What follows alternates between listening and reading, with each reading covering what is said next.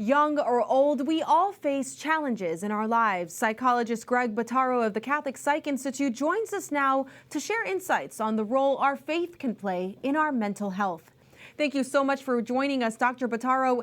This is the first World Youth Day since the pandemic. We know a lot of people, including children, suffered from isolation. Can you talk about the impact that had? Absolutely. Yeah. We're made for relationship and for connection, made in God's image. We're made out of that divine image of Trinitarian love, and we need to connect with other people. And so the last few years have been really hard in that area. And people have been suffering because of it. Depression, anxiety, addictions are on the rise. People are seeking new ways to connect, sometimes not in such healthy ways. And so we're really at a place in history when we need to reconnect with each other.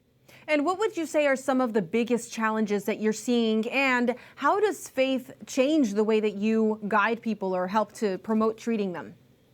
Sure. I mean, the biggest way is that the low-hanging fruit, easy access way for young kids and old to try to connect with each other through the internet, through social media, through online different ways of engaging. And so people don't realize how many addictive factors are built into those technologies and end up getting addicted very quickly to the scroll, to the checkups, the updates, the feeds, all these things. And so people are now obsessed and absorbed more than ever before, as if that could have really happened. It's happened.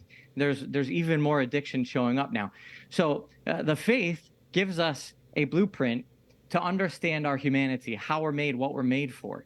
And if we follow the blueprint that God gave us, we will discover, as I said before, we're made for real connection. So there's something in that seeking that is good when people are reaching out, trying to connect with others. We just have to help as adults redirect where the youth are looking for those kinds of connections. And so we can get together in real relationship, in real time, in real community, and actually share with one another. Now, would you say with all of that assessment that World Youth Day is more important than ever before? Yes, 100%. I am so excited for all the groups, all the kids going out there right now. World Youth Day was one of the sparks of my own conversion back in 1997 when I was in Paris. And it's such a beautiful place to encounter diverse cultures and different ways of expressions of the faith, and then people really actually being together. Sometimes in difficult circumstances, it can be really hot, or travel can be difficult. But when people come together with such joy and such peace and such common purpose, then you see the real beauty of humanity shining forth. Now, that's obviously very important, but let's go back to what you were saying about the approach to psychology. How does having that Catholic lens change how you approach the human person? Well, it's the only right way to approach the human person. Psychology for the last 150 years has been an endeavor that is spent shooting arrows in the dark at targets that are theoretical or hypothetical. And instead of having any real basis or grounding in a framework of a blueprint of how the human person is created, then the science becomes aimless. But when we have the revelation of Jesus Christ, he teaches us who we are. It is as Christ reveals man to himself and makes his divine calling clear. And when we follow that lead, then we can make sense of the sciences, we can ground them, and it gives us real purpose and intention in what we're doing in that full perspective of the human person. Now, we are all about practical advice here on EWTN News in Depth. What's your advice to parents who see their children struggling mentally? Well, the first thing we tell every parent is you have to start with yourself and look at how you can become a better model and example, and also experience more deeply the peace of God. We're all called to have peace. He offers it to us and promises it to us. So we can't give what we don't have.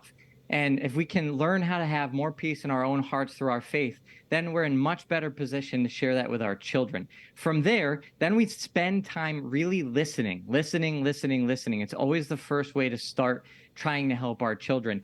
And if we have peace, and from a place of peace we listen, we will have so many more resources available to us internally and through our spiritual life that we will actually have a better sense of how to help our kids. And are there specific struggles that you think, aside from technology, are kind of the big target for children?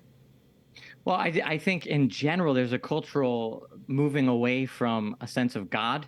And that means a sense that there's someone out there really taking care of this whole thing. And so all the news media, all the different stories, the current events, everything is being heard and received and felt in a way that is more unstable than ever before.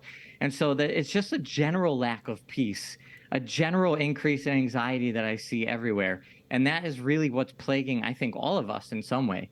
Well, thank you so much for this advice and for your assessment, and we'll be praying for all the pilgrims going to World Youth Day with your advice. Amen. Thank you so much. God bless you. Thank you.